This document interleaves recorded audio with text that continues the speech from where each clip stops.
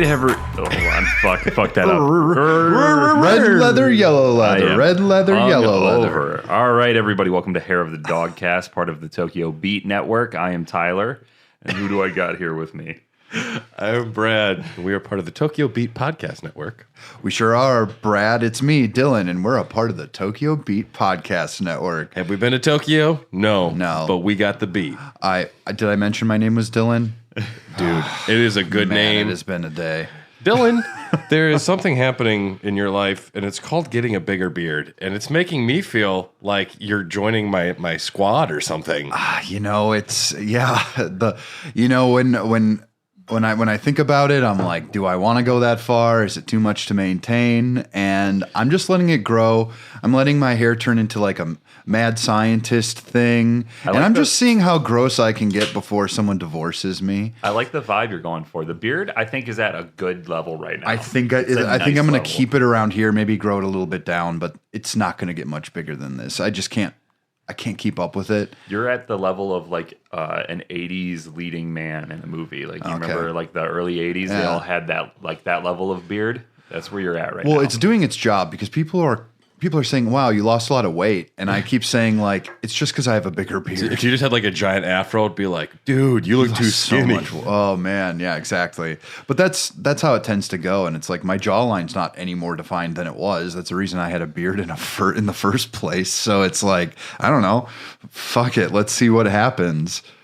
You as the resident Pokemon guy, I have, you got me something? I found something, and I need you to tell me if it's worth my time. Oh, sure. I found my old 3DS. Sure. I thought this was lost to the ages. That is a 3DS? That is a 3DS, yeah. 3DS. Okay, that's the original model. I was going to say, it looks a little small and chunky. Yeah. Yeah. It's an old boy.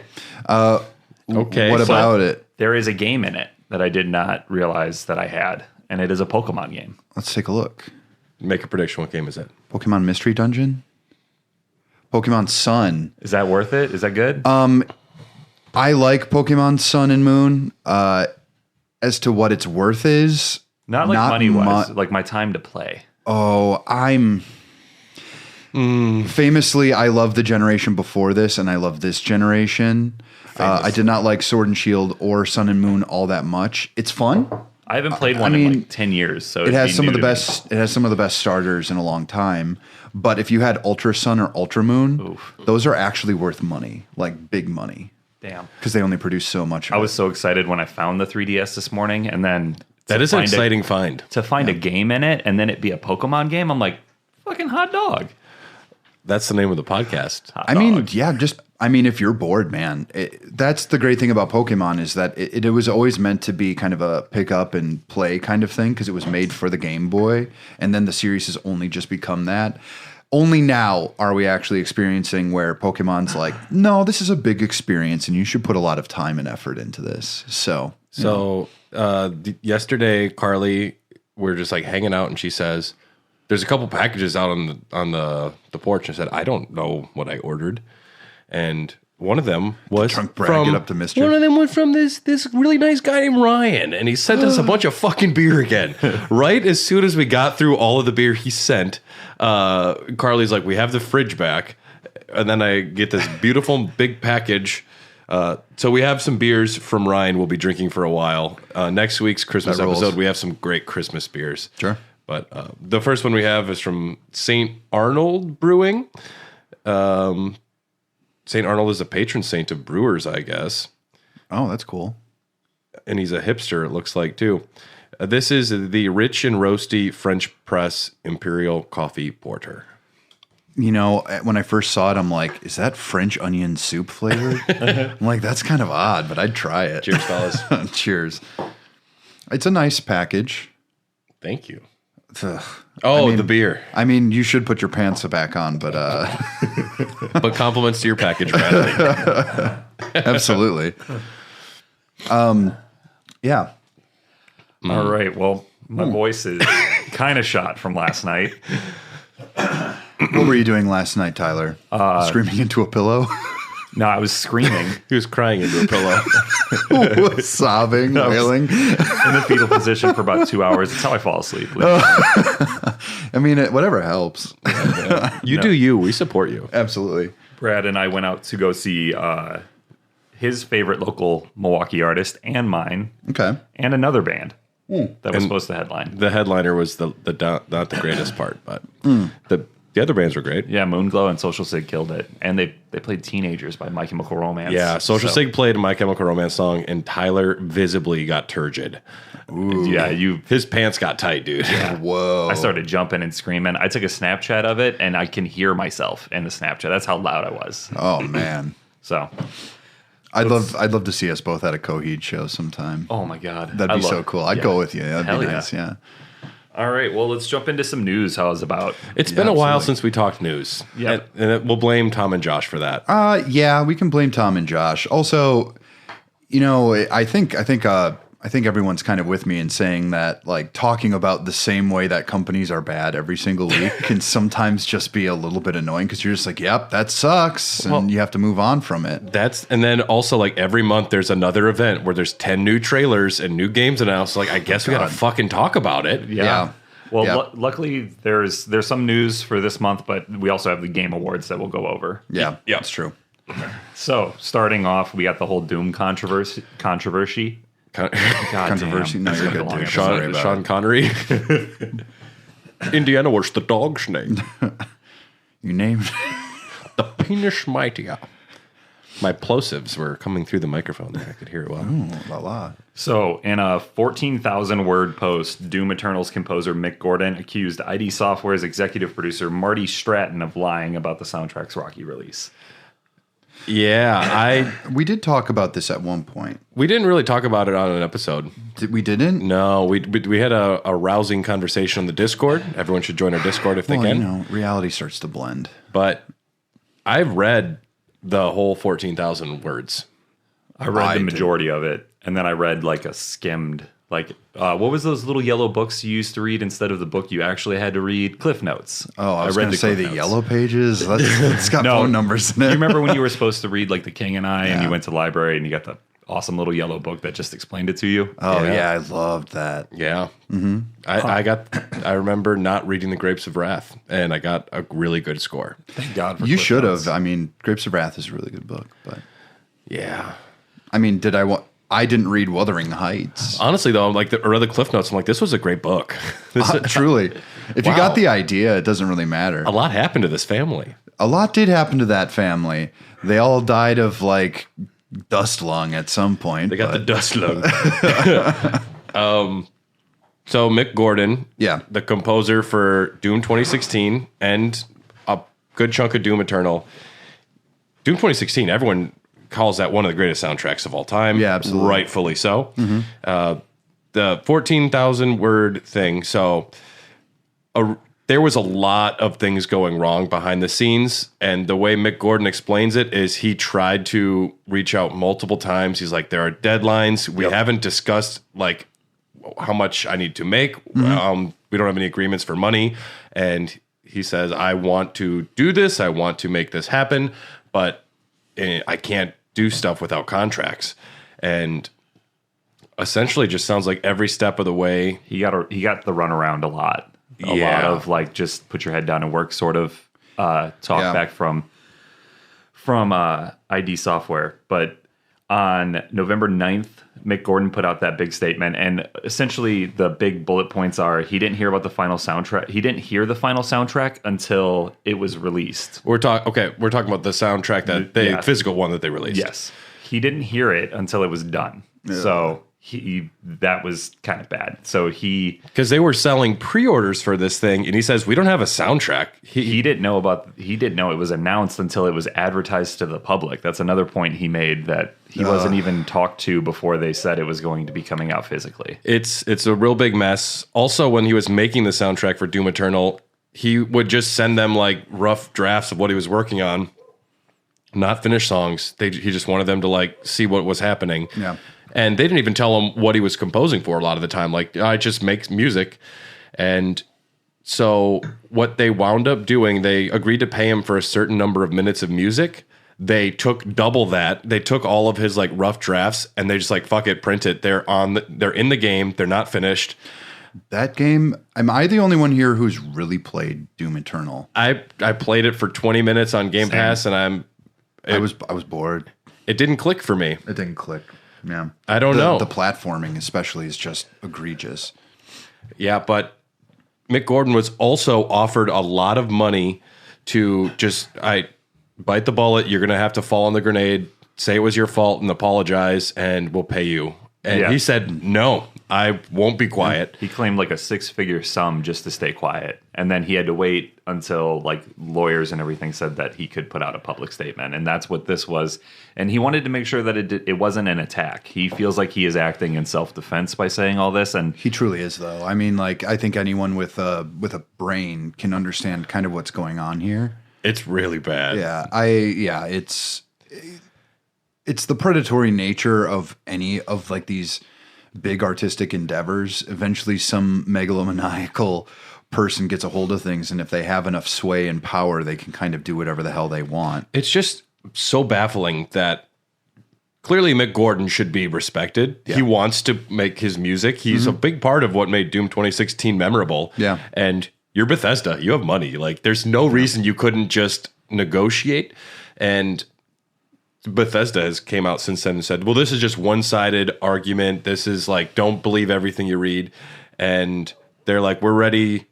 They put out a statement, which is very lawyer talk for we got nothing. Yeah. And but you'll hear from us later. And they said, it's just his side of the story.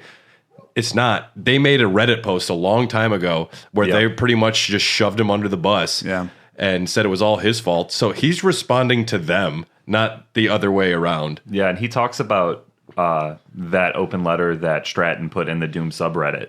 It was after the soundtrack was released, and people were noticing that a lot of the songs were really poorly mixed, and they didn't sound very good. And then through further digging, they found out that this guy named Chad, who's like a lead audio designer from ID Software,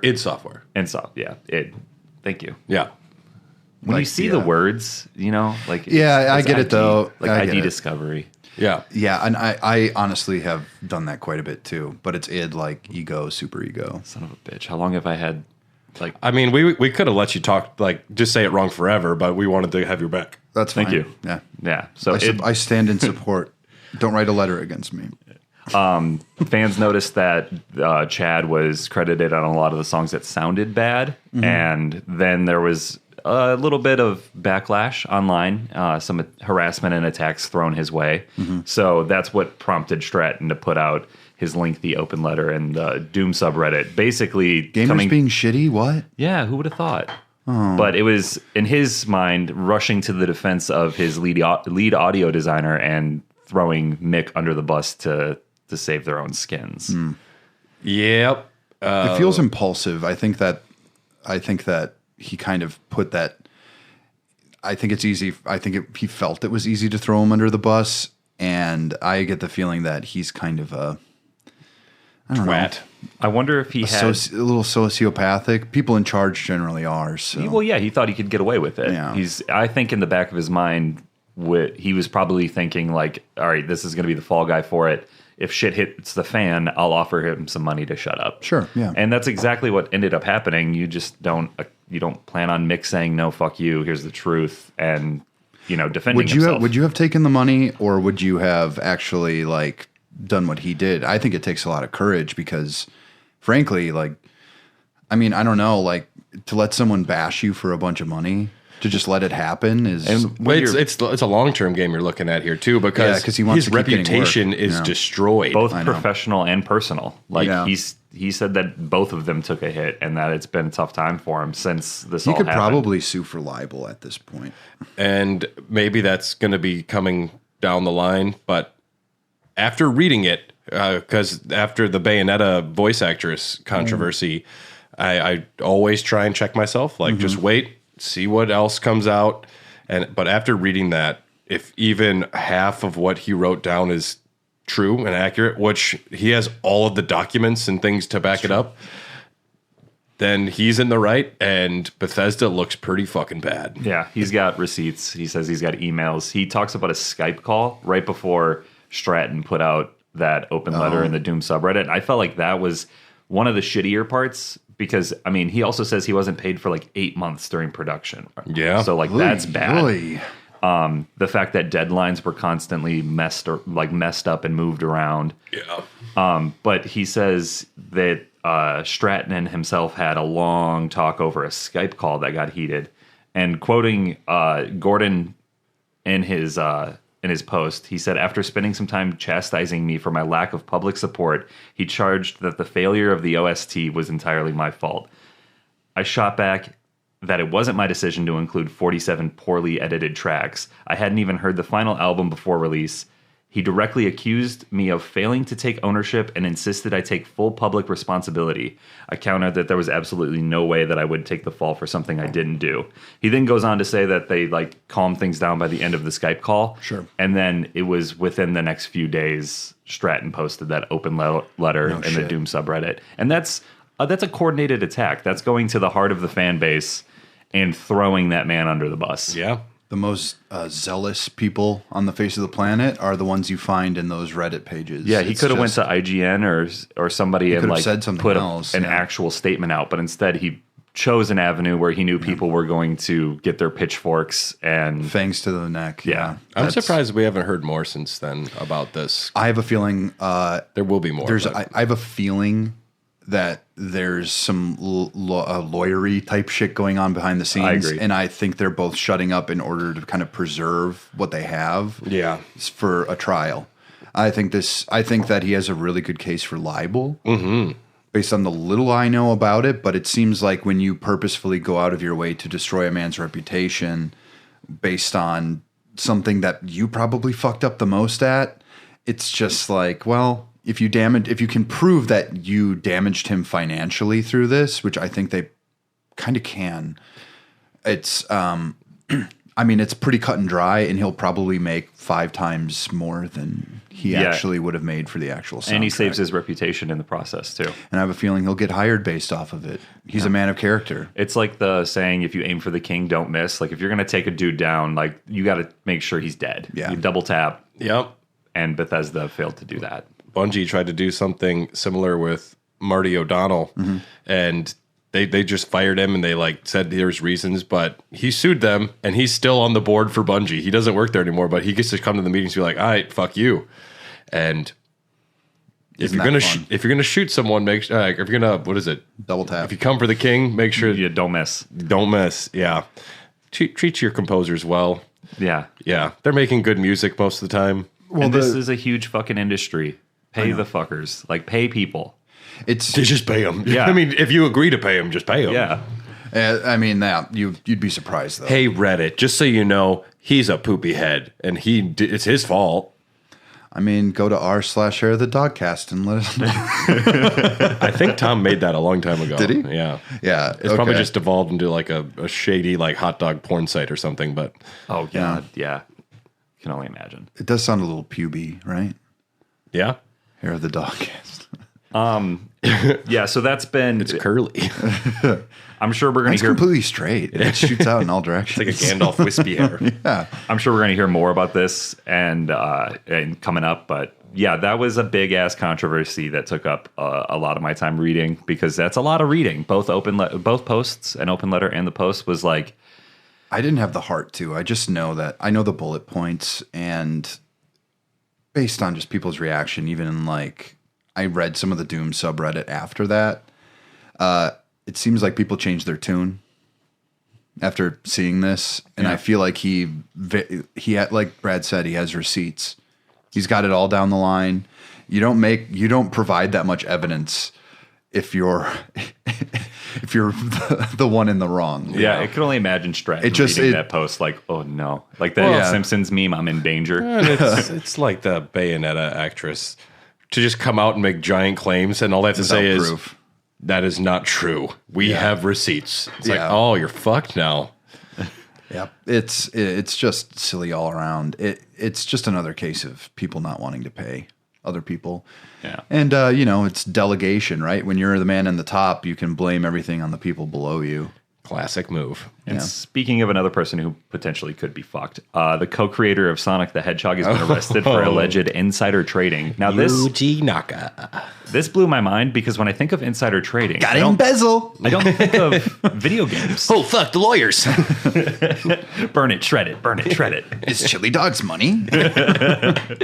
Yuji Naka was arrested in mid-November for shit that took place 3 years ago when Naka was an employee at Square Enix. He was accused of buying shares in another games company when he knew they were going to release a new title jointly developed with Square Enix. He bought 10,000 shares for 2.8 million yen in January of 2020, and the game was announced the following month. Yeah. It's about $2,800, $280,000. That's about the amount. That's cut and dry right there. He knows that their stock's going to go up because he knows they're going to announce a game. That is textbook. Yeah. And I didn't realize... He got rearrested, too. I didn't read the follow-up. He got for the same thing, I think. He got let out and then he got rearrested again. Way to go. Yeah. And I think like 3 other employees got arrested, too, alongside him. So that's... From what I've heard in the past, when insider trading happens, it's usually a small group or a couple people that are trading information. It's not always just one dude or somebody going off on their own doing it. It's like card counting. It's like if you're going to cheat, you have to keep it small. Yeah. But Sonic Frontiers, like, it was supposed to be a pretty good game, but Sonic can't catch a break because the moment they drop a good game, then the co-creator has to go to jail. Well, Yuji Naka's he's not even involved. Yeah, I know, but the legacy. He made Balan Wonderworld, which came out last year. I really want to play it. I do too. I've actually been looking to see if it's on sale because I would buy it down to like $10, but I'm still I want it to be cheaper than 10. I'd do 5. I'd do 5. I'd do 5 just to have it. I have a copy of Anthem I'm never going to open, but it's like... Well, I just want to ironically play it and then tell everyone I love it. Just see reactions. Hot take here, guys. It's pretty good. But if you are unaware, he has made some real flops in the past, like 20 years, mostly in the past 10 years. And I can kind of see what he's going with. Balan was such a huge flop that I think they sold like 100,000 total. So he needs that insider trading. How much did Balan Wonderworld sell? As of 3 days ago, Sonic co-creator reportedly arrested again for insider trading involving a Final Fantasy game. Yep, so this time it was over a Final Fantasy game. So. Great. Way to go, you dude. Yeah. We'll always have our chili Brad, dogs. can you look up the sales totals of Balan Wonderworld? Balan Wonderworld. We're going to get some numbers here. It sold fewer than 2,100 physical copies in its opening week. Whoa! Ouch. Major ouch. Big ouch. Big ouch. Yeah, I don't know since then, but it's bad. That is horrifying. Under 2,100 copies for the opening Well, he weeks just of put the out year. a really bad game. I've seen playthrough of it, and the streamer who was doing the walkthrough literally said, "Guys, I can't do it anymore. I'm gonna stop this game." He was streaming off of Twitch, and he was just like, "Guys, I can't do any more of this. I can't even do it. Apparently, everything is mapped to one button. That doesn't seem intuitive at all. No, and it's the analog stick, but then it's like maybe 2 buttons on the side there. But when you have a supposedly complex like 3D platformer, you need a little bit more than It was supposed to be undercooked too. Like he definitely needed more time. He said that. He's made big statements like, I told everybody this game wasn't ready, but maybe it's saving face as well. Well, it was in development for a hella long time, by my understanding. Oh, and he directed Balan Wonderworld. Besides that, he's just been producing for a long time. Yeah. Explains why Sonic. The last game he directed before this, it says, was Choo Choo Rocket. Choo Choo Rocket's okay. What's the last Sonic game he had his hands in? It was a while ago then, His little fingers in that pie. He was touching Sonic's Pie and Sonic Riders. Sonic Riders ain't bad, but that came out in like 2006. Nailed it. 2000. Did I really? Yep. Holy shit. Dude, you know Sonic, though. Like, you really do know Sonic. I just have, like, I can't remember a single bit of school except for not wanting to be there. But I can remember, like, going into Walmarts and looking at, like, sections. And I can tell you, like, like video game sections. Dylan's going to be on an episode of Jeopardy and have some Slumdog Millionaire scenario where he knows all the answers, and the final Jeopardy question is going to be a Sonic related one. You're going to win big money specifically. Yeah. I agree. No, I mean, I'm always happy when I know this, but I'm also quite sad whenever I do as well. Sonic Riders 2006. 2006, man. All right. Yep, but Yuji Naka, dude's in a bad spot. Yeah, might be going to jail. It wouldn't be for long if he did. No. That is just especially not in Japan. No, big money crime isn't a big deal over there. Yeah. Yeah, but if you have a little bit of pot on you, you're going away for a long time. Well, we'll trade you. Here's a arms dealer from Russia. Mm-hmm. Do you know that unrelated news with Brittany Griner getting traded with Victor Bout? The Lord of War movie starring Nicolas Cage is about that guy. I only learned that later, too. I read an article that says he fully supports the Ukrainian war, and I was like, yeah, no shit. Like, he's in the war business. Every war is a good war for this guy. And I think that it was misleading. I think maybe he supported the Russian side of the Ukraine war. He says the war... He supports Russia because he was extradited to Russia. Yeah, that's how I interpret it. It was a confusing headline, and then I went into it, and I'm just like, well, yeah, he's fucking Russian. But it's also another one of these things where there might be something where I was talking with a friend about it who's actually in like the State Department, and he was saying something like, well, actually this could open up the door for better negotiations to get more people back for lesser people. And it might be a situation where they get a few of their spies back, but the moment they get their spies back, they're just going to kill them anyway. So it's like, we could get that Marine that's trapped there. We could get a few more. Do they have a holographic Charizard? I don't know. That would fetch. Yeah. First edition. Or like an amiibo with Marth missing an eye or something. Oh, yeah. Yeah, I'd trade for that. Yeah. I have a copy of Volume 56 of One Piece with a misprint in it. Ooh. And I learned that it's actually kind of valuable for that reason. It has a chapter twice. Whoa. Yeah. But I'm missing a chapter, so now I have to get a new one. But you got your retirement covered. No, it's only worth marginally more. What else happened? Ash is the very best as no one ever was. Yes. That's kind of big news. In the latest episode of Pokemon Ultimate Journeys, Ash was victorious in the Pokemon World Coronation Series. It only took him 25 years, and somehow he's still 10 years old. He doesn't want to be the very best. He is. Are they going to change the opening song now? I am the very best. The song has never been the same. I don't watch Pokemon. I just figured. And supposedly he's 13 now. Oh, they did age him. It's very slowly, yeah. Okay. They did. Is it all of a sudden he's going to have a beard and his voice is going to be deeper? I mean, that'd be pretty dope. Like a Brock, come here. Have they ever made a Pokemon Next Generation show? No. Well, he could be like old and grizzled in that one, and they could have all. He could be 14. Well, there's a really dope manga series called Pokemon Adventures that came out around the time of the show coming out, but it told its own story with it, and it gets dark. And Ekans gets its head chopped off. Oh my god. There's like actual violence and shit. I'd read There's that. and it's actually very interesting, but it actually tells this like a more video gamey story, kind of that actual adaptation. If they made like an adult version of Pokemon with all the horrors that humanity can inflict upon each other and Pokemon, like imagine the breeding farms. There is a lot of horror in the Pokemon world. Yeah, there are still Pokédex entries referencing the fact that they eat them. Like even in the modern games, they fully acknowledge that sometimes you're eating like Pidgey. I think that's fine. I think it's fine. I think it's fine. People love cows. I love chickens. Yeah. I'm a big fan of chickens. Yeah. Yeah, and I'll eat them. And I'll eat the shit out of chicken. You'll get E. coli if you do that. You shouldn't eat that part. No, I have a special gut bacteria. Oh, okay. Tyler. I'm unvaxxed, proud, and I love eating raw meat. I also ate a lot of Chipotle growing up, so I'm probably immune to it. You might be. Yeah. Oh, man, I could go for some Chipotle If I survived Taco Bell breakfast that I did for about a year, iron gut. I can do anything. Yes. I think it hardens you up, man. There's one day I was eating it and I said, this is really bad. What am I doing? Yeah. It sounds like me with like Quick Trip, like breakfast Those are sandwiches. good, though. I mean, they're good. Those are good. But they're not good for you. I think I ate Taco Bell one time, and then I looked in the mirror afterwards, and I found a gray hair, and I was like, "No, can't do it. That's bad." Taco John's is coming to Milwaukee. Taco John's, really? Yeah, I don't know. That a shitload. There's going to be a few locations popping up, and Taco John's is very good. Any success on Raising Cane's yet? Raising Cane's is coming. We don't know when. Okay. Yeah.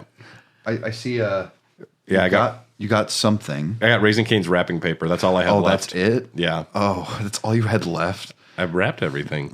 Okay. The Last of Us trailer dropped, the official trailer for the show. Have either of you watched it? Sure did. It looks exactly like the game. It looks real damn good. It looks good. It looks like they're using exactly the lines. It looks well shot. I like Joel. I like Ellie. I think Good casting. Yeah, Pedro Pascal and Bella Ramsey are going to kill it.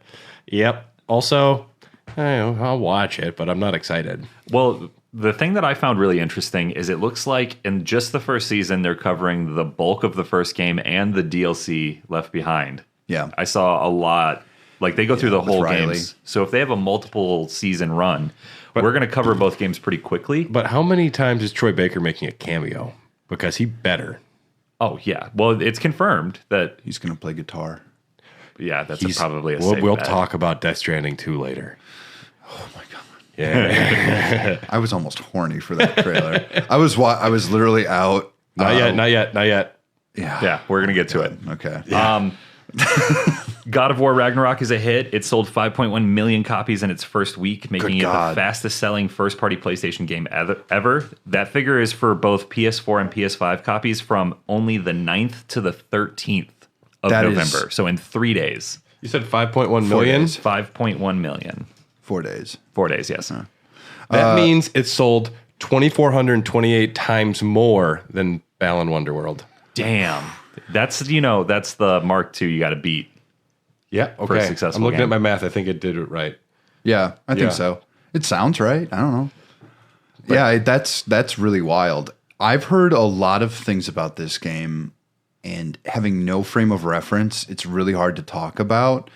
There are some complaints I've heard. I have 2 relatively big complaints about it. Okay, But I can't talk about it until at least Brad's played it. Is it Okay. Is it plot or gameplay? Gameplay. Okay. Well, you can talk about gameplay. I don't give a fuck about Well, that. yeah, I guess one of them is not. It's How about the one that is gameplay related? well, they both are kind of gameplay related. One is that the game is very cinematic, but at the fault of having way too many cutscenes. Sure. The first one was heavy with cutscenes. This one, I've heard that the puzzles are a problem. We talked about that too. yeah, we talked about that. That's Where another they give one you of my issues. they give you the answers too quick. Yeah, Try tying your shoes, Kratos. It's like, leave me alone. Which hole does the bunny go through? my Move, biggest- swoop, and what, boy? I found that the cutscenes, some of the longer ones, really kind of killed the momentum of the gameplay leading up to it, and then you're forced to sit through a small episode of a television series. Do they still do the over the shoulder It's all camera? one shot. It's all one shot again, which is good. But It's a hallmark now of that game series. overall, it's a fantastic game. I just wish I would have played more and not watched as much. Sure. That's probably my biggest complaint. that's me and without Bayonetta. spoiling anything. That's Yeah. me in Bayonetta 3. Yeah. It's a lot of goofy, like unnecessary stuff. And, a lot of Japanese, developers, Americans tend to get a little too into it too, especially with higher budget games.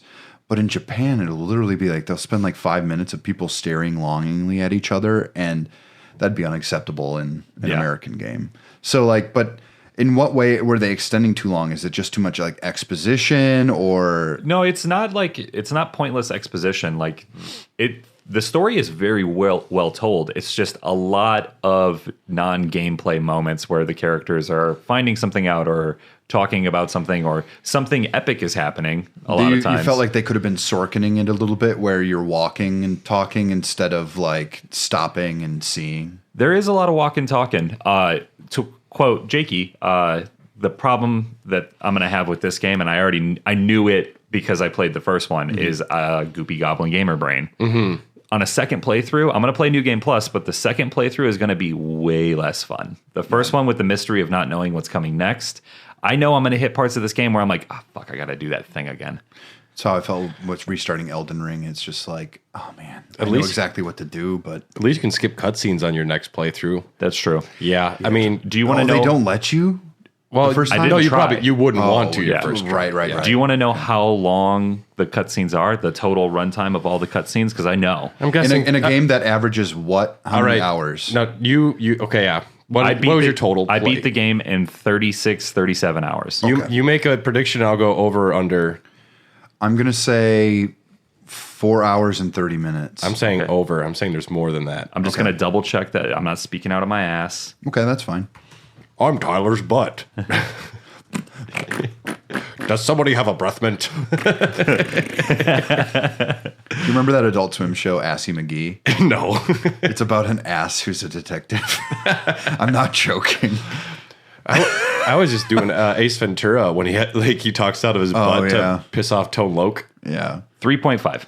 Nice. But it feels a lot longer with the goopy goblin gamer parts of your brain. Yeah. Okay, can you explain this concept to our listeners? Goopy Goblin Gamer Brain? Jakey has a video, Nakey Jakey on YouTube. Okay. It's The Last of Us Naughty Dog's formula is outdated. Yeah. Great video, but he talks about him and his brother have this thing called Goopy Goblin Gamer Brain, where when you look at the game, like The Last of Us, for instance, on a second playthrough, that is a lot of walking around, walking up to drawers and pressing triangle. Yep, it is. There's spots in the game where you're just like the museum level and Where you can kind of The explore. Last of Us Part 2. There's no action. It's all character building. And the first time you play it is really fun because you're experiencing it for the first time. But on a second playthrough, it is a giant speed bump. It kind of it actually like de-gamifies itself in the service of trying to build what they couldn't with gameplay itself. And that's actually a problem I've always had with like the Naughty Dog formula. Yeah. So I completely understand. There are parts in games where I'm just like, I gotta go back and do this. Are you kidding me? Yeah. And there's definite moments of all of my favorite games because I really like the cinematic games like that, like The Last of Us and God of War series. They are the highest sellers by far. Some of my favorites too. People like the merging of those two worlds, and I don't think there's not a place for it. But I think that if you want your game to be played over and over and obsessively, you got to kind of ditch. You got to make Hades. You got to make Hades. Holy fuck, Hades. Yeah. Sorry, I got excited. All right, again. we'll power through the rest of this news so we can get to the good stuff. The only other thing that I really got is, and this I looked this up before we watched the Video Game Awards, Elden Ring got a free PvP DLC, which I'm sure we'll talk about here in a minute, and Pong turned 50, released November 2nd, 1972. Pong is 50. Mm-hmm. That's crazy. There's, not many video games that are 50. Tom.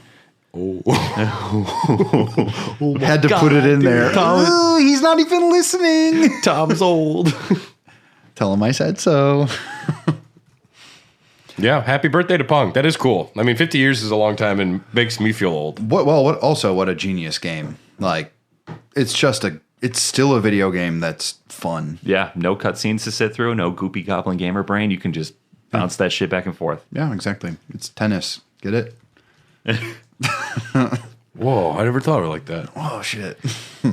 Is that all the news? That is all the news. We can move on to the topic of today. We were going to cover the Video Game Awards. There was some big trailer announcements. There was other big announcements. Plus, we got to figure out what the Game of the Year was.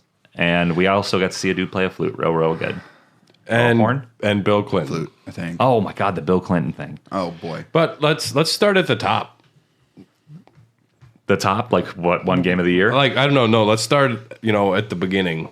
Okay, and kind of go through it. I was trying to find a good recap here. I got one, and it's all out of order, so I was trying to pull up this other one I found, and my computer is not loading anything. Yeah, Wi-Fi isn't great back here. But we're going to take a quick break and grab another beer, and we'll be right back. Cheers.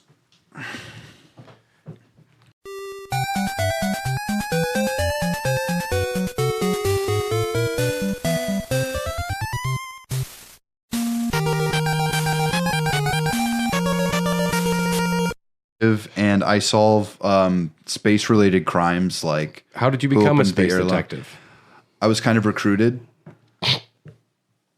by the aliens Nah, okay. Checks out. because I kept, it's when you got skills to pay the bills, you get the job. They started off the Game Awards by announcing a new Castlevania game. Did I see this? Well, in Dead Cells. Dead Cells is just going to have Alucard and Richter. Are you fucking kidding me? Yeah. That's crazy. No, it's called Dead Cells Return to Castlevania. I don't know much about what's going on. Dead Cells is really good, by the way. So that's worth a buy. Yeah. See, I didn't get to watch the full thing, so I watched like recaps and trailers to get up to speed, and I completely missed that. They had a trailer for Hellboy, Web of Weird, or Wired, WYRD. Third-person action game. It looks like the style of the graphic novels. Mignola. Yeah, that's the word. Mike Mignola is the artist and writer. These were things that happened during like the pre-show, which they had like a half an hour, which seemed like just the fucking show because they were announcing awards and doing some reveals. They had a trailer for Horizon VR, Call of the Mountain, and great. I was like, wow, that trailer sucked. That doesn't make me excited. It just makes me feel. I think it's Mean Girls. Like, stop trying to make Horizon happen, Sony. It's not going to happen. Yeah. Well, Horizon does happen. Horizon Zero Dawn was like the sleeper hit of that year, kind of. It was. But It also came up against Breath of the Wild. That's its biggest flaw. But I don't remember so it. much of that I game when played it so came much of out, it, yeah. and I never finished it. And then I was like, you know what? I need to finish this game. I'm going to re-download it. I played even further into the game, and then again I fell off. it's And Ubisoft syndrome. It's literally just like ticking things off on a map that aren't particularly interesting. yeah, I have the same problem with Assassin's Creed Valhalla. There's all these mysteries you can do, and you ride around, you go do a mystery, and it's like carry these crates from behind the house to in front of the house. There's no payoff. You don't get no reward. It's just like mystery solved, and it's like, Ding. I'm a Viking, not a fucking laborer. Yeah, I know. Yeah. I mean, video games, like when you break them down, and I had like a crisis of consciousness probably like 2 months ago where I'm like, do I even like video games? I'm like, it just feels like I'm doing a job. And we do, but it does feel like a job a little bit sometimes too. There are some games that are kind of like transcendent of that, but it's why I can't play like MMOs anymore because those really do just break down to collecting. Yeah. And not collecting in like a fun way. It's usually just get this amount so you can do this to gain some experience points. And it just doesn't like click. One of the reasons I'm so excited about the Game Awards is it made me realize that I am excited about video games. Yes. And there are things coming that I know will be transcendent. I needed some sort of, I'm not a part of the hype train. Famously, I just, like I say, yes, I will play that. And I'll say I'm excited for that, but I have learned over the years to not like give anything too much credit before it's done and in my hands. It's just because you never even know if it's going to exist anymore. Yeah. I don't have an Xbox, so I was a little bummed that I couldn't play Vampire Survivors. Yeah. Well, you can play it mobile. Yeah, it's coming to mobile. I just read that just now. It's perfect for mobile. No. You don't think it's going to be on this iPad? Come on. It'll look great on there. It'll look awesome. Yeah. The pre-show was fine. They had a separate announcer, and she wore a flamingo dress. Very Cool like choice. a lot of like big pink feathers, and that was fine. They also don't call it a pre-show if you're handing out awards. They had like best mobile game or best family game, which Kirby won that, but deservedly. And it was fine, but it was like 30 minutes long. They had a few trailers. Nothing was too substantial. And then the actual award show starts. I just got to say, Geoff Keighley, he looked so fucking happy that whole show. That dude was just like beaming. He couldn't even, he loves it. It's like, his thing. He is just, well, and also he knew, like, we're going to talk about Hades 2, Ken Levine's new game. He was just freaking out because he's like, this is the biggest announcements we've ever had for an award show. Oh, shit. He was very excited. And then to start it off, Al Pacino. I was like, Tom, where's Tom? It felt like a parody of Us. I was working, so Al Pacino at the Game Awards. It's so dumb. Why was he there? Did he have anything to do with the game, or they were got a just sweet ass. yeah? Great ass. Well, and he comes out there, and you could tell something was wrong. He's like, I can't read the teleprompter. So he was just kind of slowly riffing out there. Yeah, it was really funny. Okay, why did they bring him out? Because it's Al fucking Pacino. They probably just realized they could get him, so they got him. Well, and it was for best performance. So they brought an actor out for the best performance, a well-known actor. Okay. And I wonder if they knew Chris Judge, who won best performance, Christopher Judge, Kratos. I wonder if they suspected that he was going to go long, because he gave the longest speech by a mile. I didn't listen to the whole thing. And then they tried to play the playoff music to like get him to hurry up. It just made him more epic. He just raised his voice. He just talks over it. Yeah. I thought, he is great. And it was a good acceptance speech, but he's just like, I want to thank my mom. Dramatic pause for 10 seconds. And my kids. Want to thank you. It's just like he's going so slow. It was like when that episode of The Office where Michael Scott's like, sometimes I start a sentence and I don't know where it's going. I hope I just find it along the way. You could tell the rest of the night people were told to rush or like go faster, because they did have like a time frame for when things needed to be done by and stuff. Sure, but okay. I mean, is life really just starting to parody itself, or is it just me? Am I like going through like kind of like the nearing my mid-30s, kind of like questioning reality in way too many ways and questioning other people? Or is this just like do these foibles happen all the time, or was I just not paying attention? This kind of weirdness. It's just high strangeness. Well, and it's so odd to me. We are honoring someone. This is their moment. You did great. You're gonna have to go faster though. You can't talk. We don't want to honor you that long. Yeah, I don't know. It just seems so classless. Yeah. To just planning it being kind of it might be between 2 hours to 3 hours. Who knows what will happen? I think the final runtime of the award ceremony was like 3 hours and 55 minutes total. It was a long show, but the biggest one of my favorite things happened right after this. Geoff Keighley came out and like, this is gonna be the first of some of the big announcements tonight, and to hear Darren Korb's music, because it said Super Giant, and I'm like, oh, okay. And then it sounded like Hades, and I'm like, oh, it's just because it's Darren Korb. They don't do Hades 2. And to slowly see the gameplay revealed, and I was freaking out. Yeah. The godlike, roguelike returns. I was like, fucking yes. And you see your father, Hades, chained up, saying something about Kronos is not going to be easy to fight. He is time itself. And you play as Zagreus' sister, I believe. I forget her name. Melody or something like that. Something like that. Yeah. But fucking pumped, man. Hopefully there is enough there for them to go back and make Hades 2. I think the engine's done. I think that they can only kind of iterate on it and like enhance the experience. Yeah.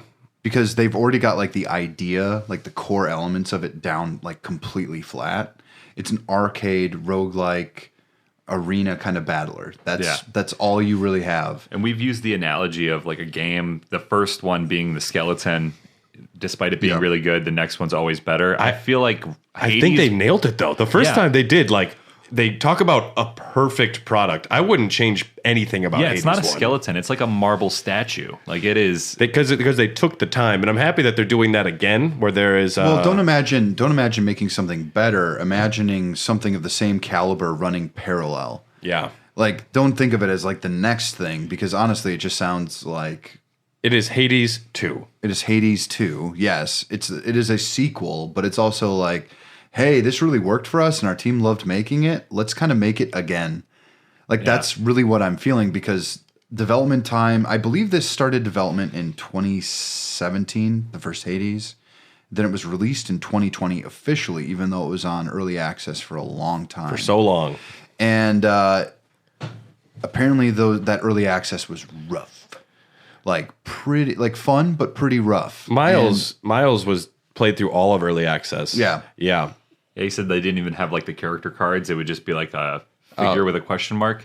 Yeah, but that is a cool way to do it with the early access. I mean, It's not. I assume it's, this one will not have early access. It is. Yeah. It is? Yeah. Early access 2023. Yeah. I mean, it's a good way to test your shit, but I'm not interested in playing that. I don't want to play early access. I want to play the game. I want to play the game, yeah. I want to play a finished product. I agree, and I will probably not watch much. I don't want to know no, anything going into it. Yeah, because it is.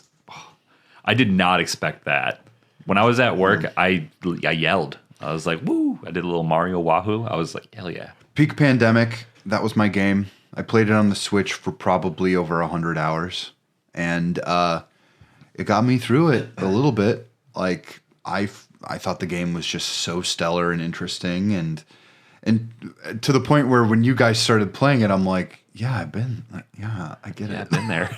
The protagonist is Melano, and Hades' daughter, sister of Zagreus, and it says early access phase will begin sometime in 2023. I forget, is she hot like Zag is? Oh, you know. I mean, no one's as hot as Zag. Yeah. But, no. Zag, man. she looks all right, What is going to be... Well, I guess... I wonder if Poseidon's going to have a cool thing. Actually, I mean, she's not really my type, but... She's kind of my type. She's a badass. Daughter of Hades, yeah, she's kind of my type. Yeah. Lives in hell. I'm into that. She's got hot I love feet. her dad. Her dad's great. Yeah, I love her wiki feet. Yeah, she's got hot feet. Yeah. Hades 2 looks awesome. Yeah, I'm super pumped. I can't wait to play it. Yeah, I'll yeah. I mean, it's a day one buy from me. You know what? You know what was really good before they released Hades that Supergiant fans should love, Bastion? but don't? No, Pyre. That's like the sports one, right? It's very good. I've heard it's great. I have Bastion. I don't cried have at Pyre. I cried at the end of Pyre. Like, it's interesting. That's not the one with the voice and the sword, right? No, that's Transistor. That's the one I got. That one's good too. I We haven't have played it yet. one more beer from Ryan. This is from Southern Star Brewing Company in Texas. This is the Buried Hatchet Stout. Now, not many times do I get a can that will not say the ABV anywhere on it, but this we don't know. I wonder if it's Are you like a really nice restaurant where everything's just expensive. They don't put the prices down. Yeah. Do we want to guess the ABV? Because I can smell the liquor on this. The stout is full of robust roasted flavors, which intermingle with a bittersweet creaminess that concludes to a perfect warming finish. Okay. Cheers, boys. Cheers. Thanks, Ryan. Thank you. It is just a classic stout. Yeah. I I'm would going to guess guess like 8.5. I would agree. Yeah. It's got a booziness on the end, so I think 8.5 is about where I would have guessed too. The next We're so good at drinking, guys. Yeah. the next reveal, BioShock 3, but it's called Judas. 3. But it is fucking BioShock 3 if you Yes. watch the trailer. Tyler, have you played the BioShock games? Yes, I beat all of them. I think Infinity came out when Infinite, yeah. It Came out in out 2013. Yeah, I was in college, and I was so hyped for that game. And it was the first time I played what's the style of game where you have the companion game where they would talk realistically. Oh, okay. And I remember that being like just groundbreaking. Like they would just talk during combat, and it would make sense, and it didn't feel like an AI was just pushing out lines. And Elizabeth would help you. It's great that Fantastic. it's not a babysit. Walk here, stand there. You don't have to like worry about her, and she actually throws you items. Yep. Which is like, thanks, that's awesome. Yeah. She like holds enemies in place too. It's Yep, fun. she'll open tears. Yeah. Yep. That would go down in Tyler's like video game Hall of Fame. That is a fantastic game. BioShock 1 is vastly superior to Infinite, in my opinion. BioShock 2 is superior to all. That's a hot take. BioShock 2 is so much better gameplay wise. Replays the Big Daddy. I don't think anything touches the quality of the story of BioShock 1, though. No, and that twist at the end of BioShock 1 blew my little tiny brain. I'm talking like pure like Dylan gameplay. Gameplay BioShock 2 is where BioShock 2 is so fucking good. And it's like infinitely replayable, not to use a pun. But yeah, I mean like Infinite was great for its story.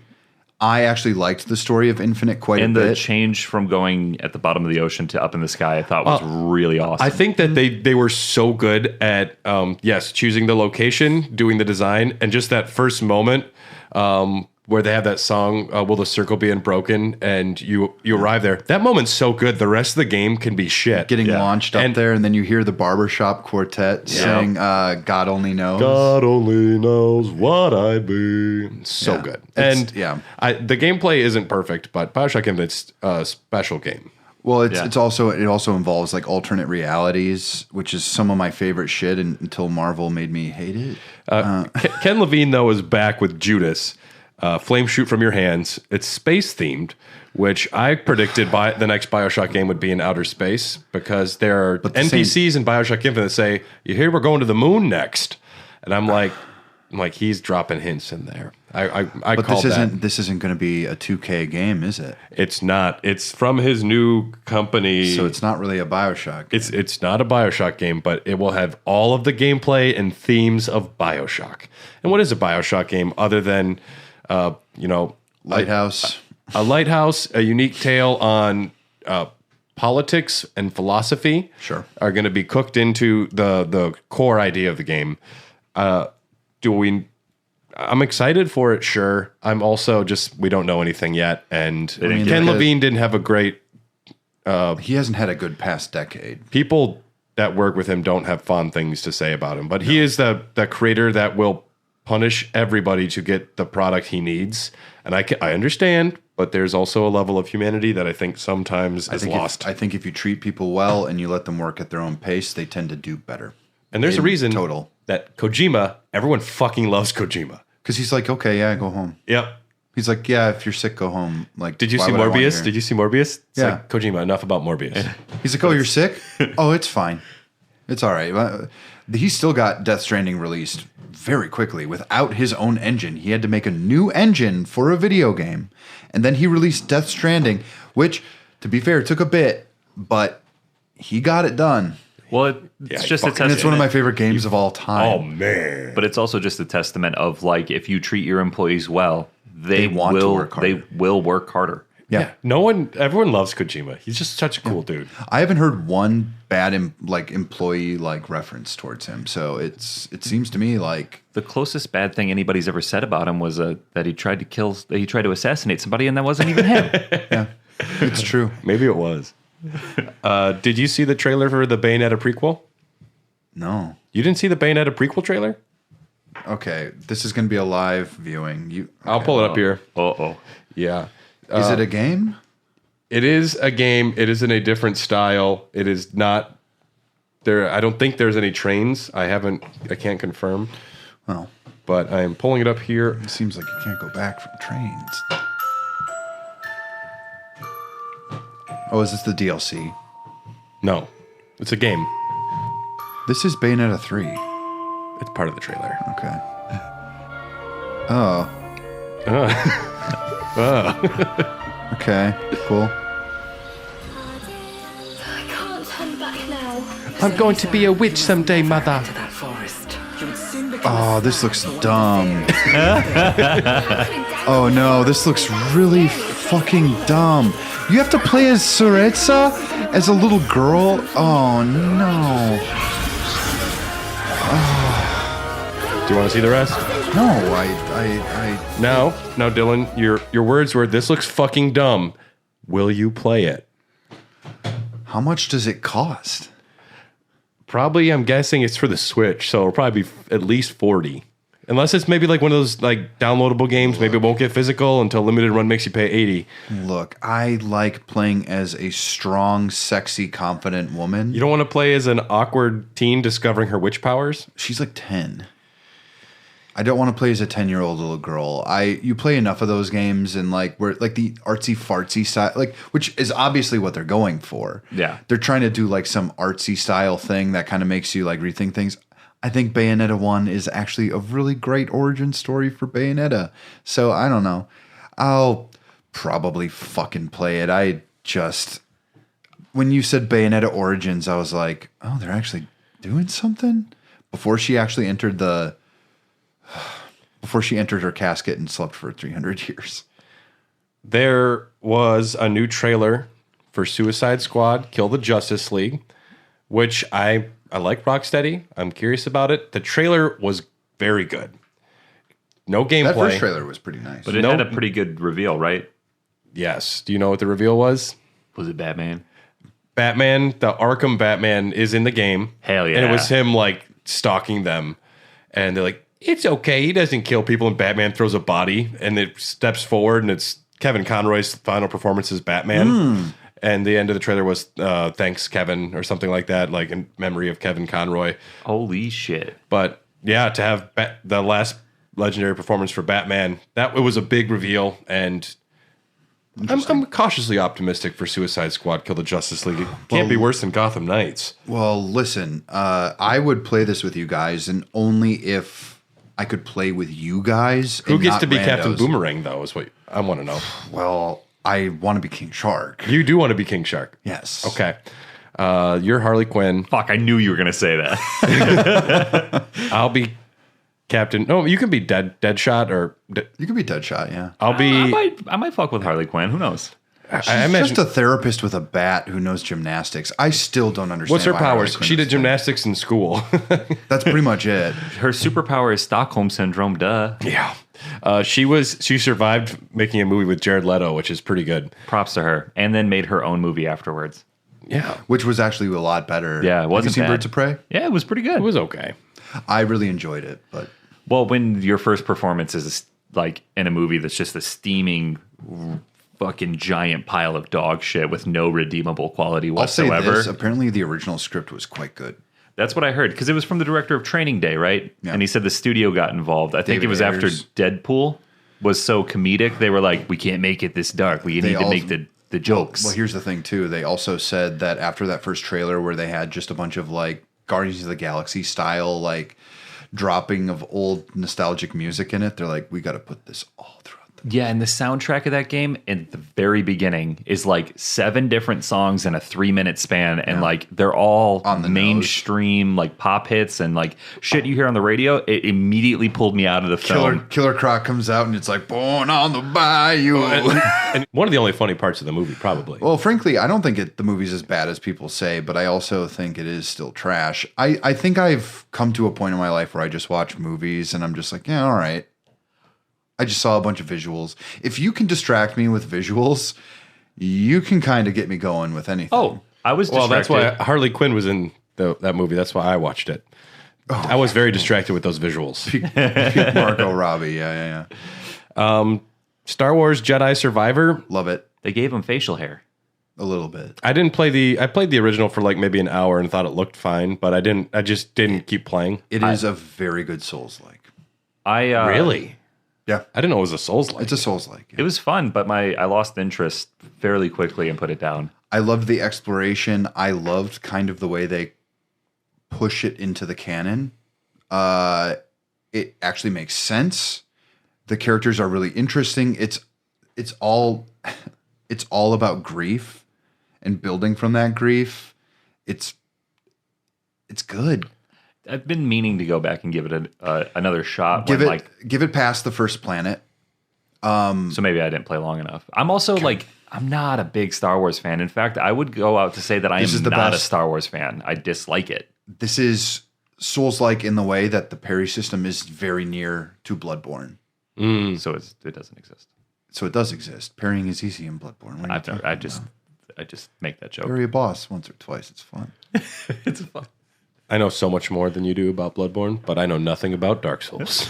But you can And Sekiro is a word I don't understand. You can customize your lightsaber to either be double bladed or regular bladed, and Oh, it that's changes cool. the style and the abilities you have. It has an upgrade system within there, like a whole skill tree, And they got it really works. They got the guy from Shameless. Yeah, right? he's very good in this game too. do His like- acting is awesome. I do like the inclusion of real life actors being like playing a role in a game. Sure. Yeah. I felt like I was going to hate it. I felt like it might break the immersion for me in some games, but I've really enjoyed it every time I've come across it. I would go as far as to say it's my favorite thing they've made in Star Wars for the past 7 years. Rogue, or what is Squadrons VR, Rogue Squadrons. The VR game is my favorite. And I understand that, but transformative. story-wise, I was like, fuck this shit. Yeah. I was like, I just want to. I like Star Wars Episode 1, The Phantom Menace for the PlayStation 1. That's pretty good. You can actually just kill all the Gungans. I like pod racing. Oh, that pod racing game was the shit. I want to get ever- a shirt that says "Hair the Dogcast" and it's got Anakin. It says, "Now this is podcasting." There you go. Can I just say, have I ever told you my pitch for a Sebulba movie? No. Yeah, I've heard it. Okay. It's really good. It's a comedy about Sebulba regaining his title as like the best pod racer in the galaxy. And it's just funny. It's literally a stereotype of an Arabic man, which Sebulba is. And he's going throughout the world and going, "Udu," and like saying stuff. And everyone around him is just like, shit. Oh, he's really good at pod racing. We all forgot about it. But a kid with a force fucking knocked him out. It does damage your reputation when a 12-year-old beats you. At some point during the movie, do fans just look around and be like, is this just the plot for Need for Speed Most Wanted? It kind of is. But it's also like him, like, it's like Stella gets his groove back, but Sebulba gets his groove back. Featuring Jesse Jamaican- Eisenberg he's a as Jamaican man. Sebulba. No, honestly, I think like Chesco Sebulba. well, that's the thing. Like in the movie, he challenges Anakin to a race and just barely beats him. And Anakin's like, I don't know. I guess you won. Anakin's like, I don't fucking care. I haven't pod raced in like 6 years. Who gives a fuck? Star Wars Jedi Survivor is releasing March 17th. There damn, was that's soon. I'll buy it. Yeah. a trailer for Is the it coming to Game Pass right away? maybe I don't know. TA? Maybe, but there's a That'd be trailer from the team that made Celeste. Their new game has its first official trailer. What's it called? Earthblade. Oh, Did you see it? no. Okay, we'll watch this trailer too. Mostly because I want to watch it again. So yes, I'm excited for Hades 2. Fucking excited. And then they have a game from the creators of Celeste. Now, if it was just Celeste 2, I probably would have been more excited. But How much can they iterate on that though? they already nailed it.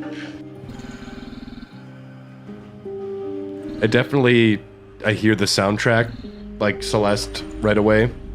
I still Same break composer. out. You got me that piano album of Celeste, and So sometimes good. I still listen to it. I'm just like, fuck this. It's so good. See, I get less of a platforming vibe, like a lot. Not Are you a- getting a roguelike kind of? I don't know if it's roguelike, but it definitely seems more combat focused. I'm thinking of it more of it like a Symphony of the Night, maybe almost. I see Hollow Knight DNA a little Hollow bit. Knight TNA, sure, yeah. Yeah, By the way, did we get Silk Song? I forget. nah. Fuck off. But it looks like the point is it's a big world. There's not like a linear path, so it is about exploration. There will be a Metroidvania aspect to it. Looks combat focused. That soundtrack is banging. Yeah. It's good. That's cool. I'd play that. What does Earthblade. that title look like? It's just like a classic Final Earthbound. Fantasy, Earthbound look to it. Yeah. I think that game Final looks Fantasy great. 1. I think it looks cool. Yeah. I will definitely play it. I think they've earned my trust already. I think I could buy that day one and be like, I don't care what the critics say. Let's see how I think about it. I'm happy to give them money. Celeste was a pretty awesome experience. Not totally my type of game, but I still played the hell out of it. I'm sorry, I missed one of the awards, guys. I missed Best Esports Coach. They announced in the pre-show. Who was that? It was Bazooka. Oh. I felt like he was a front Controversial, runner. but he No, I felt like he was a deserved front it. runner. it's instead of Coach Carter, it's Coach Bazooka. Okay. All right. I didn't So, realize that eSport. I mean, I knew it was big, but I didn't realize that there was going to be like a whole fucking multiple categories to like best. They put it in the Esports. pre-show where it belongs. Yeah. Then there was a reveal for a game called DS2. I'm not Souls sure if 2. this is a sequel to something. Dylan, where were you when you heard the news that Death Stranding 2 was coming? on the toilet, making big duties. So you didn't have to shit your pants. Yeah. You were in the right spot. I was duty stranding too. It might have been my second poop of the day. Who knows? Because, I mean, Kojima's out there. You know something's about to happen. Yes, absolutely. And I thought for sure they were announcing a new game, not a sequel. I thought it was going to be like a new IP. Yeah. That was the vibe that I got. But also, Norman Reedus did hint that or he accidentally dropped like we're working on the next one. I didn't even think it was going to be. I thought it was going to be like he just liked working with Norman Reedus, and I thought that was like they're doing another game. It might have been out of context. Yeah, sure. Like just using him again because he obviously has his muse in Norman Reedus in a lot of ways. He's maybe the most Kojima-esque actor I've ever seen. You're right. I think you're right. Yeah. Yeah. And I think that's why they get along. I think they're good drinking buddies too, from what I understand. Despite not speaking the same language. Yeah. Well, Kojima has a studio here. I think he speaks. I don't know. He brought a translator out. I'm going to bet you $1 million. Daryl Dixon himself probably knows a bit of Japanese. So at this point, yeah. It's like you make it work. Yeah. The trailer though was so interesting. I am so curious. I love how weird it is. Hold on. So it was Lea Seydoux again. Mm-hmm. Fragile but is... She's not fragile, but she's fragile. Or she's fragile. Whatever it is. Her condition is cured. I know. When did that happen? Off screen. Off screen, clearly. Yeah. And then you got to see little BB as a little girl. Hell yeah. Essentially like a toddler. Way to go, BB. And they're escaping something that's happening in one of the bunkers. Fuck yeah. And when she gets on the motorcycle and she's picking up speed, I was like, I got so jacked. I was like, what? I'm just so invested. Like I'm like, this is a game I cried at several times. And maybe it's because I was going through the worst breakup of my entire life. Sure. But I was also just like, I'm so invested in whatever the hell's going on here. Like, apparently not Chloe Grace Moretz. Who's going to be in it? Elle Fanning. Elle Fanning's going to be in it. Yep. Dakota's sister. Yeah. Very good callback. Yeah. the one who's still working. That's what we like to call her. Then she's running away and she gets like knocked off of her bike and she's protecting BB. Yep. And then it cuts to we see Norman Reedus' character. We see Sam. We see Sam again. And Sam is walking through the deck of walking through the drop hatch of a ship, like where they unload the cargo, and Fragile's there. And she's like, now you actually get to be like my full crew. And I'm like, okay, cool. And then there's this awesome sci-fi like carrier. What do you call it? And now they fly. I'm like, okay. They fly now? They fly now. They fly now. Yeah, as if they didn't have jetpacks to begin with. Whatever. But somehow Death Stranding has returned. She's like, you have to go on a journey now, Sam. And Sam's like, saying nothing? Well, I love the bit of dialogue at the end where it was like, it was something along the lines of like, we were in such a hurry to get everything reconnected. We didn't question whether or not we want things back connected again. And it's like, oh shit, something bad is happening. And maybe the thing is like, we have to disconnect now or like separate ourselves. Yeah. Just fucking hype. Just a trailer I couldn't be more excited for. And then Troy Baker's character comes on screen because the whole time he's kind of singing a lullaby. Yeah.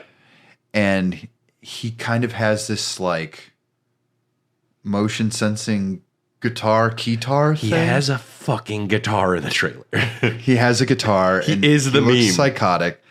And what do we think? Speculation time. Who do you think character-wise this character is? I think it's BB's actual dad. Troy Baker? Yeah. Troy Baker's new character. It's the same character. He didn't die? I think it's the same character. Either that or I thought we killed him.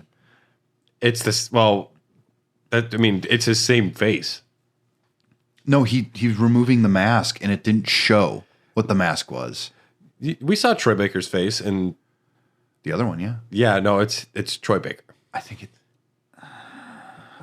it's like Sam's car or something. Maybe he's uploaded into the system or something. He lives inside of the Stranding. Also, there's the BB containment unit and a lot of like eldritch Lovecraftian tentacles kind of like coming out instead of a baby. That's kind of cool. BB? And then just like the tentacles slap the screen. Yeah. Kojima talked for a little while.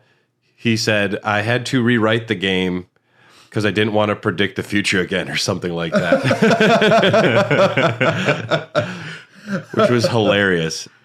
Fucking pumped. I was so jazzed to a point where my wife just did not understand it, and she's just like, "What, really?" And I'm like, "You have no clue." I didn't think I wanted it until I saw it. I guess that's the theme. Their God of War Ragnarok won almost every award it was nominated for. Yeah. It won. I'm not going to be able to list all of them, but it won Best Narrative. Elden Ring wins Best Art Direction, which I think justifiably so. Yeah, Justifiable. very fitting. Justifiable. Best VR game, Moss Book 2. Best Sim Strategy game. Moss 2 is out. Yeah. You played it? No. It's still like $30, and can't they justify it. did announce that Moss Book 1 and 2 will be getting a release in the VR 2, and I might wait until I get that someday. Okay. It's waiting; it'll be there for me. It will. Best Sim Strategy game: Mario and Rabbids Sparks of Hope, which has gotten down to $31, not comfortably. Really? On one of the sales. Oh, are we talking digital only? I only get physical. No, there's physical for like 31 at Walmart at some point over the holiday sales, but I mean, I might it'll get down to 20. But I really want to play this. All I hear is people talking about how much better this is than the first one, and that has me jazzed, but also, do I have the time and energy to play another one of these games? And I'm not really sure. Yeah. It's going to like you said, it's going to be there when I need it. It will get cheaper. Same reason I saw Assassin's Creed Valhalla was down to 15. I'm like, I'm not going to play it now. I have to do other things first, and it will get down to 10. It's going to go on Game Pass pretty quick. So I can wait. Yeah. There was a new trailer for Baldur's Gate 3. Okay. I like the other two. I don't know. That's not for us, but I'm sure some of our Discord is excited about it. It's pretty cool. There's a reveal for Fire Emblem Engage Expansion Pass. I did. Honestly, after Death Stranding 2, I'm like, nothing else fucking really mattered. I'm going to play these Fire Emblem games no matter what. It's an automatic day one for me. I don't care. Just give me the game. I don't want to see any more shit about it. Best multiplayer game, Splatoon 3 beat out Call of Duty, so that's pretty cool. That's fucking wild. Deservedly, I guess. Yeah. This was supposed to be one of the better Call of Duties, too, as of late. Best audio design, God of War Ragnarok. Okay. Fine. Yeah. Best content creator, Ludwig. Wow, controversial. Who the fuck? I don't. Yeah, cool. All the content creators are people I don't know. My brother would be psyched. He watches Ludwig. This is Spizzy Spaz coming into you to talk about the newest game. Smash that like button. Thanks for the subs. Most anticipated game. I didn't hit on that 14-year-old. That's fitting. Yeah, that's like 90% of them now. Without even saying what the nominees are, do you guys know what won most anticipated game? Jesus, no, I didn't. I don't know. Make a guess. You'll get it. Breath of the Wild. Tears of the Kingdom. Yeah. Yeah. Okay. Cool. They have an award for a game that hasn't come out yet? Most anticipated game. Damn. Yeah. That sucks. That sucks. There was a reveal for Horizon Forbidden West DLC, and it's got the Hollywood sign in it, and everyone's like, We're going to LA. That's actually kind of cool. I That's like fine. that. It wouldn't be standing after that long. It's a famously flimsy sign. Yeah. Best action game? Bayonetta 3. Yes. Finally. Some wrecking fucking mission. It only took a train. Oh my God. It only took her turning into a train. And sometimes a frog lady. Keegan Michael Key came out, and I thought he was announcing the Mario Brothers trailer, and it was refreshing. I'm like, wow, somebody that has stage presence that isn't like an awkward gamer or a weird host. He came out and was just like knew how to talk with people, which was kind of nice. Yeah, interesting. The trailer it was like a clip of Toad and Mario in the kingdom. And I meant to watch that and I didn't. It's fine. I'm going to watch the movie. We'll watch the movie. I didn't even need to see a clip. I'm probably going to watch it. I saw the trailer for the other thing came up when we were watching something the other day. The what?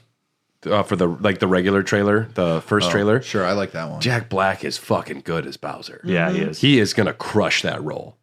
Anya Taylor-Joy sounds great as Peach, too. Yeah. Oh, yeah. Animal of the Muppets was there. Animal Did he drum? was in the crowd. And then Really? he came up on stage and talked with Geoff Keighley for a while. Brad, what are you taking? What's that? I didn't see this. What? No, Animal from the Muppets. How was did there. Animal get up there? Well, there was a puppet. It was a puppeteer. I understand, but how did he walk up there? They just cut to him up there. They were What? he was He's a puppet? Dylan. I'm sorry. they announced he was announcing Best Music Award. Oh God! And Geoff was talking to Animal. Was like, so do you like any of these games? Animal says, yes, Elden Ring. And he said, who's your favorite character? And Animal got really serious. He's like, Millennia. Animal love Millennia. It was really funny. That's psychotic. It's fun, but it's I guess Animal is a huge Soulsborne fan. Okay, yeah. I mean, it kind of hits. God of War Ragnarok won Best Music. I have yet. The to music listen to that is soundtrack. fantastic. Okay, all right. I'm actually going to trust you on that because we have similar tastes. Yeah, it was really good. Okay. Bear McCreary. Bear McCreary rules. Yep. Best. No, we already got that one. He did like Battlestar Galactica, a bunch of other stuff too. Outlander, I think. Yeah. There was a bunch of at this point there was just trailers for things I didn't know about and didn't care about. I really started to notice all of the Taco Bell download codes that Geoff had to say, like, check out Uber Eats and this code. And there was just so much sponsorship. And eventually it's like, this is a lot of commercials. I'm getting so sick of the plug-in commercial during the actual content. The UFC is really bad with it. Like, they will be fighting midway through a round, and then John Anik will be like, oh, and he hits him with the left hook. And be sure to check out Cyberpunk's new DLC coming, blah, blah, blah, blah, blah. And it's like, Yeah. this is not time for a commercial. There was a lot of it. And at this point, it did start to stretch on the award show for me. Best accessibility went to God of War Ragnarok. That's like, What, catering. they provided colorblind mode? What? Yep. I think they do. Oh yeah, they probably do. Yeah.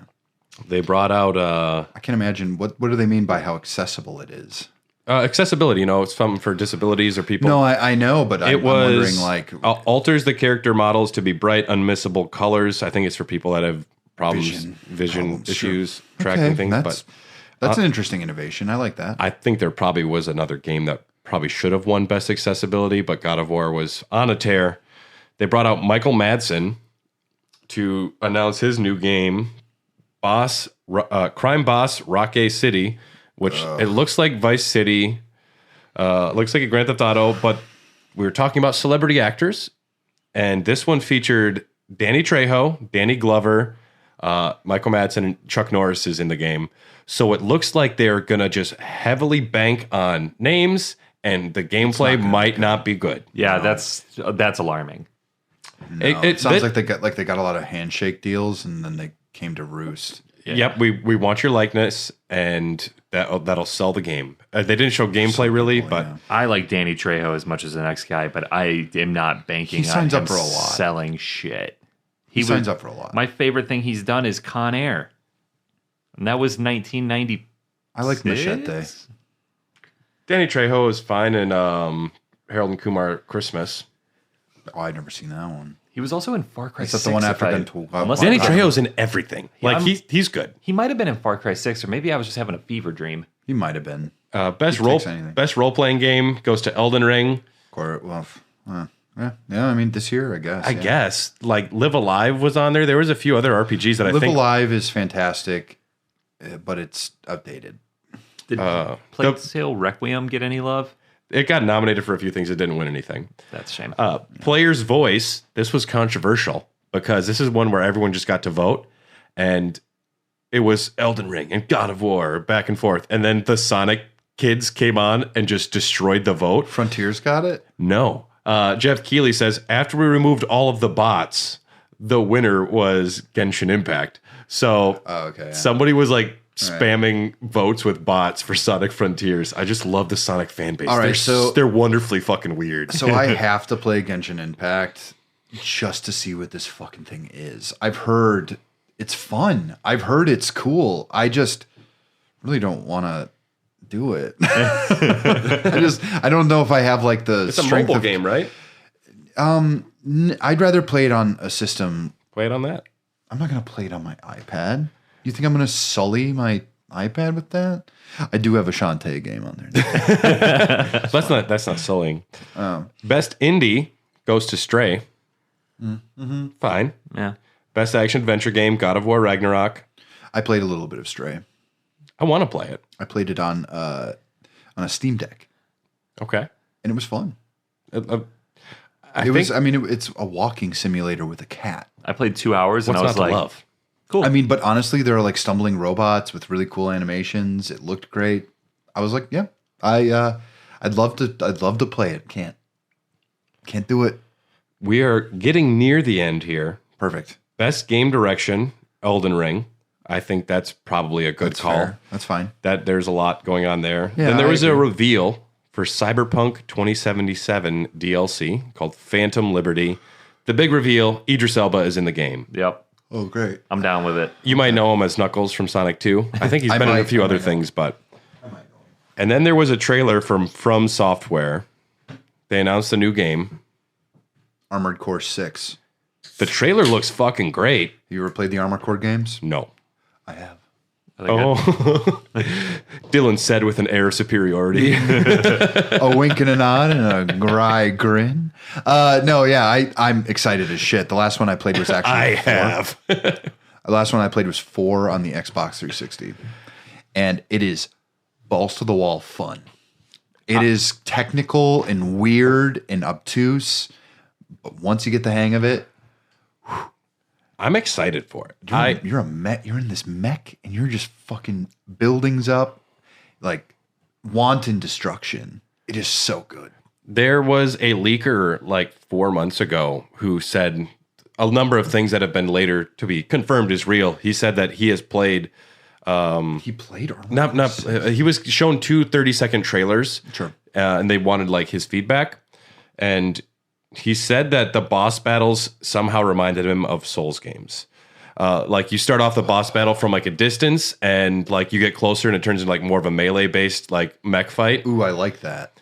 Yeah. So the trailer looks great. I was thinking they were going to announce a new IP and it would be like a Soulsborne in space sci-fi, which I would have been pumped for, but maybe it is actually what it they're is. doing. Maybe that's what they're transforming Armored Core into. Ooh. I love mechs. I just love giant robots. It's my huge thing. New trailer for Final Fantasy 16. Cool. I don't know. Are we sticking with the same combat? Or are we going to go back to the It's turn-based? Sora. No, it's It's you're just a guy. 7 remake. It's Sora. It's the new hate paradigm of action RPGs. I like it. I don't like I mean, combat. if they are going, we don't know much about it. Maybe they will be developing it, and we're like, Well, as long as they apparently you keep only trying play as new the one things, character. as long as they're trying new things, I just don't want it to be the same. You know, I just want a good RPG. and maybe it is. 15 didn't work for me, so we'll see if 16. 15 certainly Car worked Trip for me for, Simulator like, did not a little while. Get it for you? Which one? Car Trip Simulator? Road Trip Simulator? Well, that's the first part of the game, but I didn't play long enough to get to the other part of the game. I beat the game. I played it when it first came out. I enjoyed my time with it, and I thought it was interesting. But a Final Fantasy game, it did not feel like it. Game of the Year award goes Obviously, to yeah, Elden Ring. I wasn't surprised. I think anything could be argued for like what should be Game of the Year, but I expected know. it to be that just from I get why too, and I can't argue. and I think that's why God of War won everything else because they had to like Kowtow. we do love you, but Kowtow. yeah, they kowtowed and Bowed in submission. Miyazaki mentioned that he like pledges to try like to be making new things and exciting things. He thanked the gamers. He said there's still more things in Elden Ring that he wants to do, but they're going to be trying new things, he said as well. Good. It was a great speech. And then the camera pulls away, the end of the awards, and some kid who came up on stage with the team from Elden Ring. You saw this or no? No. Yeah, You're I so saw it. wonderfully out of the loop on things sometimes. Yeah. Some kid crashed the stage and was standing behind him, and I wasn't sure if it was like a family member or a nephew or something. But after Miyazaki gave the speech, the award show was over, and the kid just stepped forward then, because he was up there. He just walked up there with him, and no one stopped him. And he said, I want to nominate my former Orthodox rabbi, Bill Clinton. He said something along those lines, and then they cut the audio, but they turned the mute, like they pulled away and turned the music up, and then the kid stepped forward and they like zoomed back in and turned the audio for the mic back up. So yeah, some kid just went up there and said he nominated his Orthodox rabbi, Bill Clinton. I like it. I like the balls. And people don't know if he's an anti-Semite or an edgelord or... Listen, he got arrested, though. I have a shirt that literally says Epstein didn't kill himself. It's not as, he's edgy. He's like young me. I love it. He's got more balls, frankly. I watched the clip when they're walking up, and he just stands up by the aisle and just walks with them. Like, that is just stood up and walked right out. That's a hero. In my eyes, that is a hero. That's the good anarchy. That's like the... Jason Schreier interviewed the kid. He did? Yeah. On Twitter, he said, I had a brief conversation with him. People are like, why would you do that? Like, don't encourage this. He says, I need to know what was going on. Yeah. And he says he believes the kid to be Jewish because he said a few things and the kid responded like he knew what he was talking about. The kid, though, was putting on a performance, like a character or something. But so he's like the funniest kid. And I know Geoff Keighley was very upset. I know. And he tweeted out the individual who crashed the stage for the Game of the Year has been arrested. Oh, they arrested the kid? How old was he? 16, maybe. Oh, sure. He'll get off with it easy. He'll be fine. But man, I want to know what he meant. He was just being weird. No, it was just being weird, but this kid's a hero. Let's be clear. He's a hero. I just find it to be disrespectful, and it encourages other people to behave like that. Burn it to the ground. Cool. It's the video game awards. This is serious, though. Well, it's and people are like, why didn't they stop him? It's like, do it to the Oscars too. Why don't we just keep doing it? No, Will Smith is slapping the shit out of people. Oh, in the that's Oscars. so That's fun. got all the. If anything, it's just pointing out that all right, get your security locked down.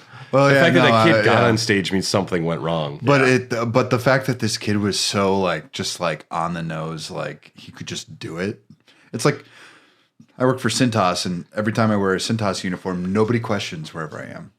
I could show up anywhere. I could be in any back room, and nobody will be like, "That looks like a guy who shouldn't be here." Dude, yeah, absolutely. Barbarian. The guy just puts on a fucking jumpsuit Oh, and was exactly. like, I'm here to be a plumber.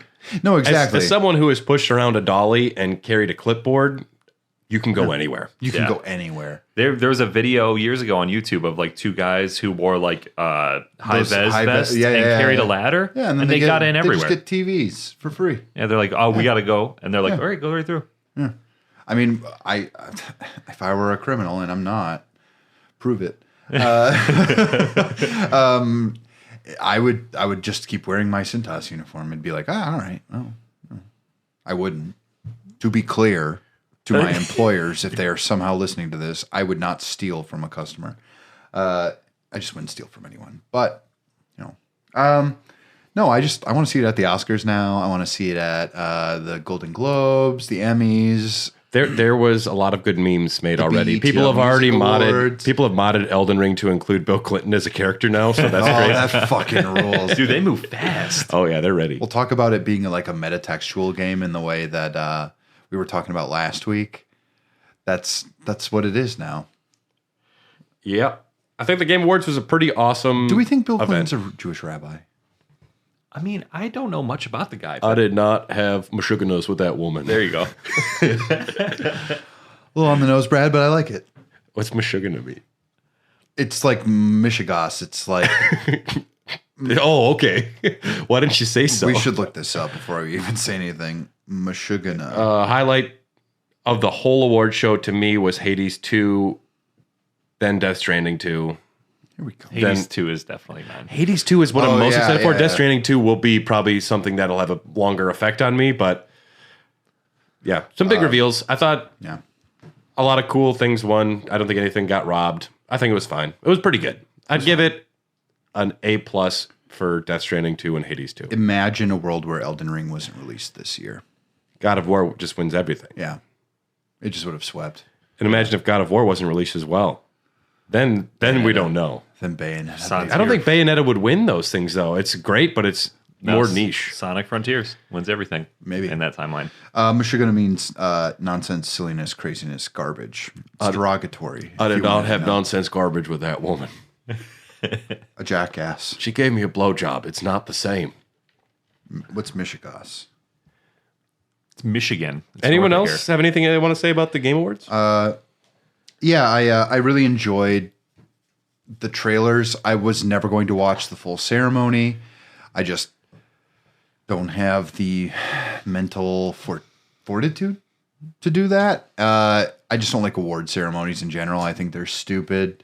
I'd be like Peter Sellers and just say that the whole thing is dumb. And if you like what you like, speak with your cash, speak with your opinion from yourself. And yeah. I guess we didn't mention the flute guy. I thought the song sucked. But that guy was getting after it. They had the orchestra come out and they're like, we're going to honor all of the Game of the Year nominees by like having a little bit of music from each one. But it was just the same song with just like a few melodies in the background. Was it just a medley?